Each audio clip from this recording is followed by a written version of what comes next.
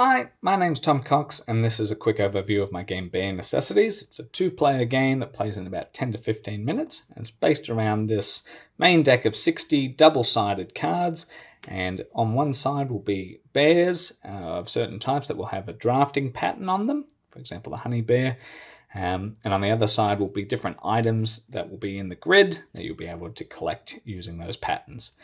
Your turns are really simple. On your turn, you either play one of the bears and resolve the pattern on it in any orientation and take what you want from the grid, or you take the top bear card from the deck and add it to your hand. You have a hand limit of 3, and you can't go below 0, obviously. You need to draw on those turns. So you'll be collecting things from the grid, and depending on what you collect, it will either have a lightning symbol or a hourglass on it.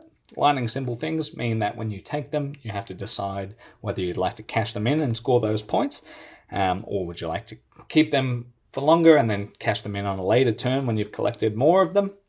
However, there's no guarantee that they'll show up again, or your opponent may counterdraft them. If you don't choose to cash them in on your turn, then you may not score them. They won't score automatically at the end of the game. Things with the hourglass will score at the end of the game, so things like bananas and honey. Honey will be awarded to, points will go to the player that collected the most honey, for example. There are a couple of other items in here as well that provide alternative win conditions, so putting a bit of pressure on the players. The grid only refills when someone empties a row or a column, and the player that triggers that gets to take another turn immediately, giving them a bit of a tempo advantage.